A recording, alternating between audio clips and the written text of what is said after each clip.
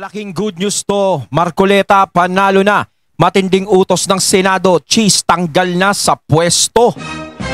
Ayan, syempre itong balitang ating matutunghayan ngayon ay nagmula kay Malacanang Watch 2024. At ito po ang inyong lingkod na si BT na magbibigay ng reaksyon at komento dito sa video na ating matutunghayan ngayon. At huwag na natin pagtagalin at sabay-sabay na natin panoorin ang laman ng video na hatid sa atin ni Malacanang Watch 2024 at bibigyan natin ng reaksyon ang balitang ito. Pasok! Pag-usapan naman natin ngayon, Ayan. sino ang magiging Senate President sa 20th Congress. Ayan, syempre bago natin simulan ng video ito, nais ko nga pala magbigay ng credits dito sa video. Dito sa boses na madidinig natin at bibigyan ng reaksyon, walang iba kundi si General Macanas. Syempre, suportahan natin yan. Si General Macanas, mga katunay. The General's Viewpoint. Ipagpatuloy natin. Bagong Senate President. Sabi ni Senator Chis Escudero, depende daw sa majority kung sino ang pipiliin nila na Senate President. So ang ibig sabihin, si Escudero ay papalitan na bilang Senate President. Magbabago na. Aba, kayo mga katunay, sino ba ang napipisil na bagong magiging Senate President? Ako talagang napipisil ko dyan eh. Kung sa pagalingan lang talaga eh. Marcoleta ako. Eh, totoo yan mga katunay. Kayo, sino ba ang bet nyo? Baka may iba pa kayong bet. Siyempre, hindi ko naman inendorso yung gusto ko. Gusto ko lang yun sa sarili ko. Kumbaga sa inyo, kung ano ang choice nyo, kung sino ang gusto nyo. Diba? Nasa sa inyo yan. O baka mamaya may magsalita dyan ha, si Hontiveros. Alam ni Senator Escudero na pagdating sa July, anytime pwede siyang patalsikin ng majority. So, ganon?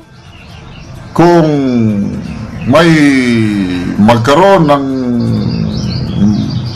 changes sa majority at magdesisyon ang majority na palitan ang Senate President, sino ang magiging Senate President? So magdedesisyon yung majority.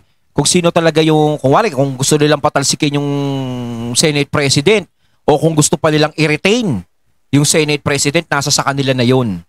No? Pero kayo, sa tingin nyo mga katunay, kayo tatanungin ko, syempre maganda rin, nagtatanungan tayo, nagpapalitan tayo ng kuro-kuro natin. Kayo, pabor ba kayo na palitan ang Senate President o i-retain pa rin ni Escudero ang kanyang pagiging Senate President? Di ba? O, yan comment lang kayo sa comment box para masaya mga katunay. Okay, mga post na nababasa ko, Marcoleta ang sinasabi. Ay. Payag ba kayo na maging Senate President si Marcoleta? Yan Sinabi ko nga kanina, meron talaga ako napipisil, yan si Kong Marcoleta. Hindi na pala dapat tawagin Kong dahil senador na siya. Si Senator Marcoleta na. Para sa akin kasi si Senator Marcoleta, fit na fit dyan. Siyempre, abogado, alam naman natin na ganyan. At isa pa, talagang si Marcoleta talaga, para sa akin talaga, fit siya sa pagiging Senate President. Diba? Matalino siyang tao para sa akin. No? Talagang si Marcoleta, isa pa to sa transparent talaga. No, nakikita natin sa kanya yung transparency. No? Kasi pangit naman kasing umupo din minsan sa Senate President. Yung yung may kinikit, may kinakatigan. 'Di ba? Ang pangit tong ganun. Yung sumusunod na lang sa kung anong sabihin, parang ganun, 'di ba? Mahirap yung ganun eh.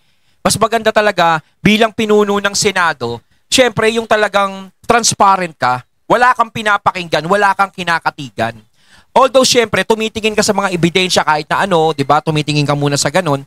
Kasama naman talaga. Pero, mas maganda talaga, yung uupo talaga doon na bagong Senate President is talagang nasa kanya yung transparency. No? Kumbaga, kung mali ka, mali ka. Kung tama ka, tama ka. Dapat ganun eh. Hindi yung kung mali ka, itatama kita. Mali yung ganun.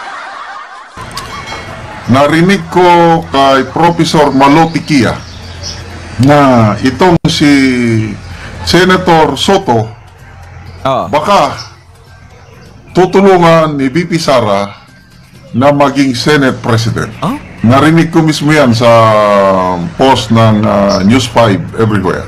Nung ini-evaluate nila saan ang boto ng mga senador, pro-impeachment ba, anti-impeachment, or swing votes. Nabanggit ni Professor Malutikia na si Senator Soto nilagay niya sa swing votes. It's either way. Pwedeng pro-impeachment, anti-impeachment. Baka daw tutulungan siya ni VP Sara. So dito nagiging chismis na baka tulungan ni VP Sara si Tito Sen na maging Senate President. Kayo mga katunay, syempre nasa inyo yung desisyon. Kumbaga, nasa inyong opinion yan eh. Di ba? Pero para sa akin kasi ang magiging komento ko, no? Yung pagkapanalo ni Tito Sen, pagkapanalo ni Ping Lacson, di ba? Pagkapanalo ni Pia Cayetano, para sa akin hindi naman dahil sa alyansa sila eh. Kung tutusin talaga kasi, kilala na yung mga yan eh. Di ba? Kilala na yung mga yan. Tito Sen na yan eh. Ping Lacson na yan eh. Pia Cayetano na yan eh. Di ba tumakbo si Ping Lacson ng presidente o vice president si Tito Soto. Kumbaga, may sarili na silang tire eh. Kumbaga, may sarili na silang supporter. Di ba? Kahit papaano. Alam naman natin si Tito Sen. Meron din namang sariling supporter yan dahil isa din yung nagdadala kay Tito Sen dahil isa siya sa TVJ. Di ba?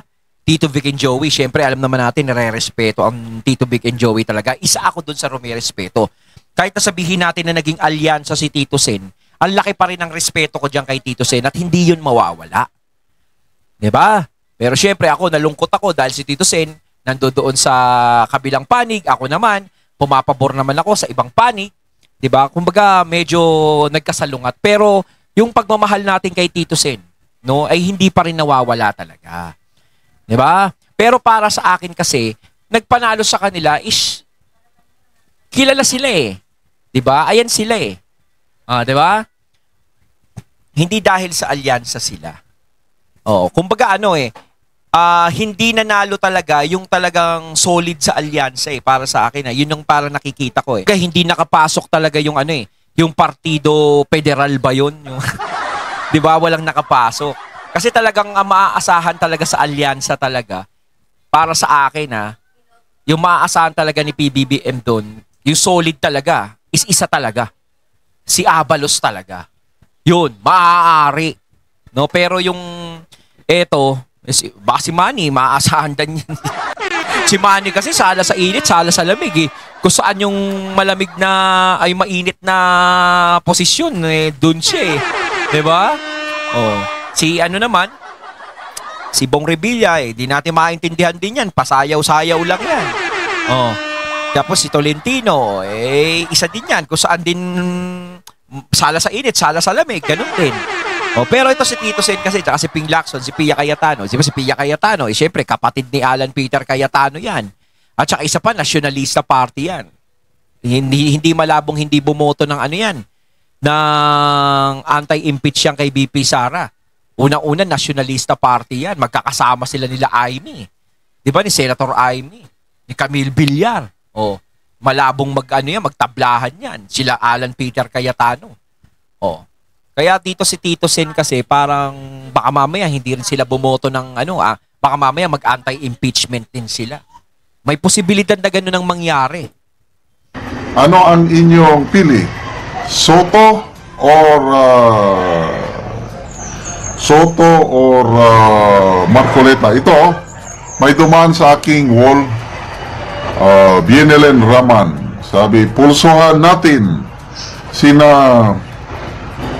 Tito Soto at Attorney Rodante Marcoleta kung sino ang mas karapat-dapat na maging Senate President. Para sa akin, kung pupulsahan, kung sino yung mas karapat-dapat maging Senate President, sinasabi ko nga, si Tito Sen, no? Malaki respeto natin dyan.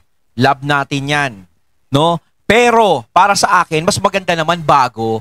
Kasi si Tito Sen, ang alam ko, naging Senate President na si Tito Sen eh. Although sinasabi ni Tito Sen na may mga nagsasabi sa kanya na nag-uudyok na siya yung maging Senate President. Pero para sa akin kasi, it's time naman para bago. 'Di ba? Ba't di natin subukan si Senator Marcoleta naman? Kung sakasakali, kung pwede nga lang na makalusot. Oh, para bago kasi si Tito Sen dati pa alam na natin nag-Senate. Kumbaga experienced na siya sa ganun eh. Mas maganda yung bago namang pamamalakad. Tignan natin kung ano yung mangyayari kung si Senator Marcoleta naman yung magiging Senate President. So, magbasa tayo sa mga comments, ano? Subukan, Eagle Costa, subukan naman natin ng bago. Dati na yan si Soto. Diba? Marcoleta. Siyempre yung abogadong di kalidad, Marcoleta. Ala ko, puros Marcoleta. Marcoleta. Malaki pong kaibahan. Oy, grabe naman kayo. Si Marcoleta, abogado. Si Tito, artista. Yun lang. Yun talaga yung pinagkaiba. Kasi kung sa Senate President, kung gusto mag-befit no? Kasi si Tito Sen, sige, may experience. No? Pero si Senator Marcoleta, may experience din yan. Siyempre, politiko yan eh. Pero siyempre, si Kong Marcoleta talaga, si Senator Marcoleta, abogado yan. Di ba? Mas maganda kung siya talaga yung malalagay doon. Oh. Attorney Marcoleta most qualified as a Senate President. It's a sensitive position, needs lawyer. Tama. Marcoleta, wala ko. Panalo. Dito sa mga comments ng netizens, halos Marcoleta ang isinisigaw. So, kung dito kung pagbabasihan yung kagustuhan ng mga tao, kung maririnig ng mga senador yan, si Kong Marcoleta, si Senator Marcoleta, ang maaaring pumalit bilang Senate President. Kasi kahit yung mga tao, sila na nagsasabi.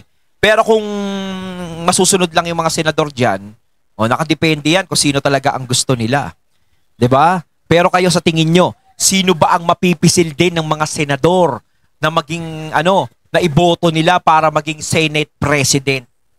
'Di ba? Dito sa 28 Congress tuloy. Papunta tayo sa Congress. Basta ito na 'yon, hindi ka. Ayun, sino kaya ang mapipisil ng mga senador na 'yan? Syempre sila yung boboto kung sino yung papalit eh. 'Di ba? Kung si Chis Escudero mare-retain pa o hindi na. Ngayon kaiboto nilang hindi na ma-retain 'yan. Palitan ka na. Sino?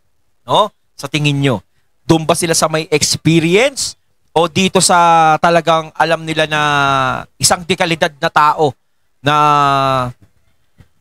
talagang fit dyan sa pagiging Senate President? Siyempre, baka mamaya may kumontra. Baka sabihin, kaalyado ni Sara Duterte yan. Pag yan ang naging Senate President, yun ang nakakatakot doon. Kapag may kumontra, sa tingin nyo ba may makikialam pa dyan kung sakasakaling yung mga senador ay iboto si Kong Marcoleta na maging Senate President? Sa tingin nyo may makialam doon? No? Na wag yan si Marcoleta. Parang ganon? Marcoleta ang dapat. Marcoleta ang dapat. Okay. So, personally kung ako ang inyong tatanungin, gustong-gusto ko si Congressman Attorney Dante Marcoleta na maging Senate President. Kahit naman ako. Kasi para bago naman. Malaki diba? Na ang tiwala ni Tatay Digong sa kanya. So merong video clip ngayon na nasa Facebook reel, social media, na kinakausap ni Tatay Digong si Congressman Marcoleta na dapat maging senador ka. Karapat dapat ka doon. Si tama. Tatay Digong mismo ang nagkumbinsi kay Congressman Marcoleta na tatakbong senador. Kaya noong 2022, tumakbo nga siya sa Uniteam. Kaso nga lang si Marcoleta noon is umatras, di ba? Correct me if I'm wrong mga katunay, kasi di ba nawala na siya noon.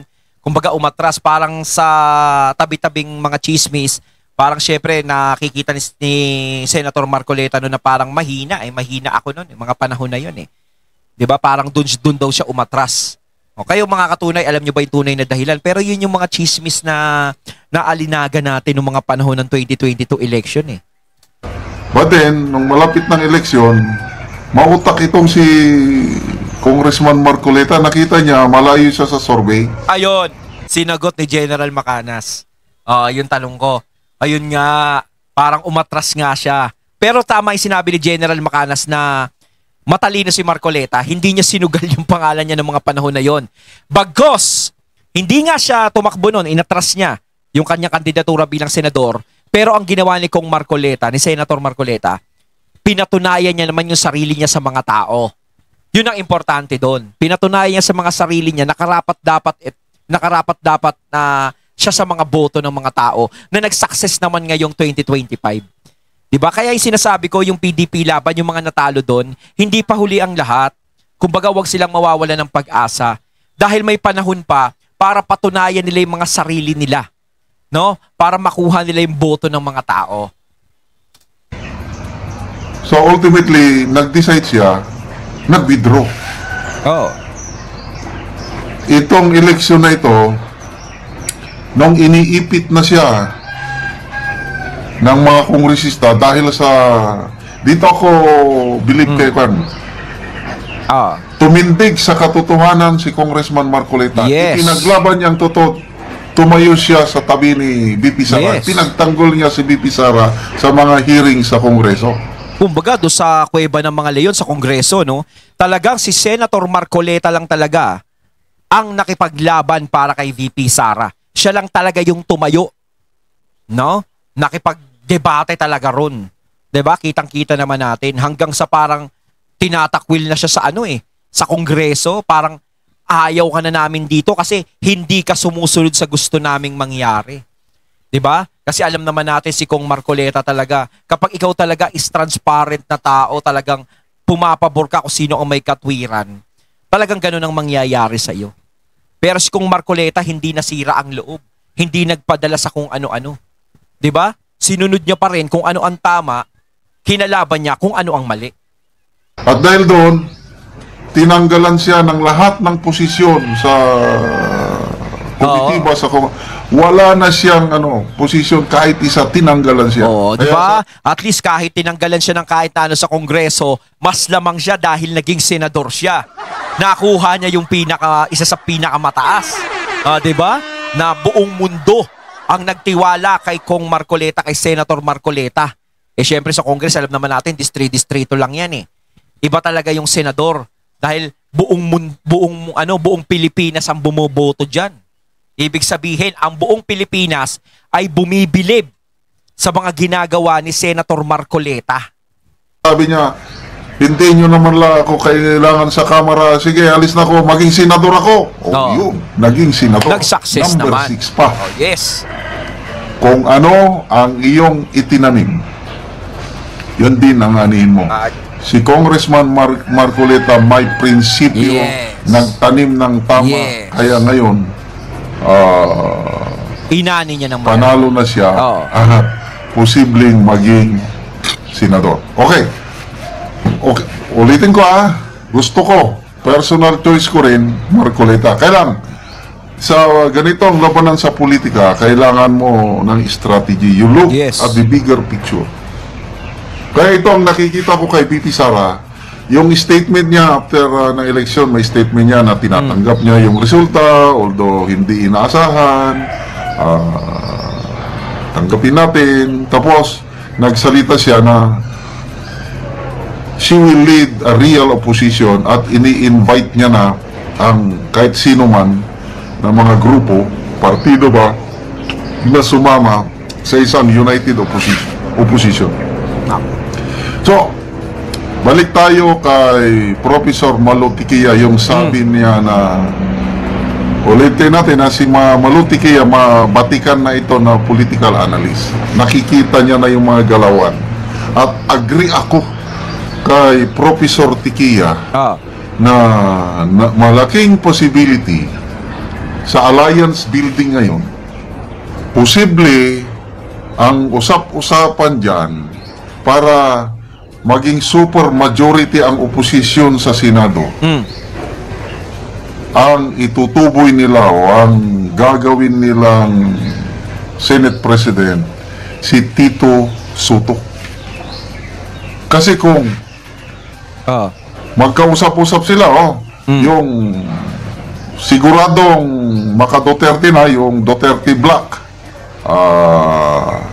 Aimee, Villar, si Lito Lapid. Sa tingin nyo ba si Lito Lapid, papabor yan na hindi ma-impeach si VP Sara? Si Kiko, medyo ilabas na natin yan si Kiko. Ilabas na natin. Pero ito kay Senator Bam, medyo malakas ang kumpiyansa ko yan na hindi papabor yan sa impeachment ni VP Sara. Mag-a-anti-impeachment yan. Kasi si Jinggoy naglabas na ng statement na hindi siya pabor sa impeachment ni VP Sara. Si Rapi Tulfo naman, ewan natin, pero syempre si Erwin Tulfo, isa yan sa hindi bumoto nung na-congressman pa siya. Isa yan sa hindi bumoto sa impeachment ni VP Sara. Hindi siya pumirma. Kumbaga si Rafi Tulfo ba ganun din na hindi rin siya boboto sa impeachment ni VP Sara. Kung tutusin kasi mas lamang to yung oposisyon, parang ganon, yung mga kaya malaki yung pag-asa ni VP Sara na ang impeachment ay mawala ng bisa. Kahit sabihin natin na makabuo sila ng prosecutor, kahit may mga nanalo pa rin na mga pumirma doon sa impeachment ni VP Sara sa Kongreso, 'di ba? Is senador pa rin, mga senador pa rin na magdidesisyon. Pero sinasabi nga parang 100 na lang ata natitira doon sa mga pumirma ng impeachment ni VP Sara. Totoo ba 'yon, mga katunay? Kasi parang may nabasa ako doon sa Facebook na nag-post ng gano'n na parang 100 na lang silang gano'n na pumirma sa impeachment ni VP Sara. Parang kalahati ang nawala kung gano'n, kung totoo 'yon. Ba, ang laki na naging epekto nun. 'Di ba? Bato, Marcoleta, Bongo, Robin Padilla, Mark Villar, Cayetano. Dalawang Cayetano, siyam na yan. Oo, dyan pa lang siyam na yan. Kailangan mo lang ng 13 nga senador, majority nga yan. Pag makakuha sila ng 13 ka senador, nagkaisa sila, pwede nilang i-unseat, tanggalin na sa pwesto si Chis Escudero. Yun naman. So, siyam na yung nabanggit ko. So, 3 na lang. Nandyan ba si Naku, kailangan pala mag-ingat-ingat sa galawan si Chis. Diba? Kasi, parang may ganyan na mga nagiging chismis. Naku. Subiri. Isa pa yan si Subiri. Nandyan pa si Joel Villanueva. Si Villanueva. Nandyan pa si Loren Ligarda. Mga anti-impeachment yan kung makuha nila si Tito Soto, makuha nila si Ping Lacson, makuha nila si Lito Lapid. Pero sa sa victory party ng alyansa, parang wala ata sila. Yun yung parang naging chismis. Nakita natin sa Facebook. Alam nyo naman, marami tayong nakikita mga post ngayon sa Facebook na ganun. Parang si Lito Lapid lang ata yun nandoon. Aba, ano nangyari dun sa iba? 15 na yan. Na ang compromise, sama ka sa amin, ikaw ang maging Senate President. Nako, maraming may gusto na mag-Senate President dahil very powerful. At nakita ko nga, malaking posibilidad na itatayo nilang Senate President si Tito Soto. Ayun, Tito Sen Ayan nasa iyo na ang desisyon. Pero gusto ko pa rin i-congrats syempre si Tito Sen. Diba? Gusto ko pa rin congratulations Tito Sen sa pagkakapanalo mo. Si Congressman Marcoleta, Senator... Pero sana ako si Tito Sen, siya ang magiging Senate President. Syempre, yung transparency, Tito Sen, sana yun ang pairalin. Diba? Mas lalong maraming bibilib sa'yo at lalo syempre akong bibilib sa Tito Sen natin. Diba? Kahit sabihin na naging alyansa yan, sumama sa ganun yan, hindi pa rin nawawala yung respeto ko kasi ayoko magpaka-plastic mga katunay. Diba? Syempre, isa ako sa nakipaglaban nun sa pangalan nila ng Itbulaga Diba? Isa ako dun. Kaya nire-respeto ko talaga yan. Nire-respeto ko ang Tito Big and Joey. Diba? Kaya, syempre, wag naman kayo magagalit sa akin kung ganun ako magsalita. Na ibig sabihin gusto ko pa rin si Tito Sen kahit na sumama sa iba. Syempre, yun yung nasa puso't isip ko No? Pero syempre, ako, alam nyo kung kanino ang puso't isip ko din talaga na nung sinuportahan ko nitong eleksyon. Diba? Kaya nga sinabi ko nga, nalungkot ako nung si Tito Sen nasama dun sa Sana nag-independent na lang si Tito Sen. Kayang-kaya naman kasi ni Tito Sen kasi kilala si Tito Sen bagong pasok pa lang, I believe, pwedeng mapakiusapan na chairman ka na lang muna sa Committee on Justice o gawin nating Senate President si Tito Soto para malaki tayo. Nako, pag nangyari yan, wala na. Lame duck president na itong presidenting yan pag nakabuo ng majority at Tito Soto ang gawing Senate President. Ulitin ko Analysis lang yan. Ayon, at ating natunghayan ng video na nagmula kay Malacanang Watch 2024 at syempre natunghayan natin ang boses na yun na binigyan natin ng reaksyon. Walang iba kundi si General Macanas. Kayo mga katunay, anong masasabi nyo tungkol dito? Comment lang po kayo sa comment box. So once again, I'm BT and I'm out. Peace.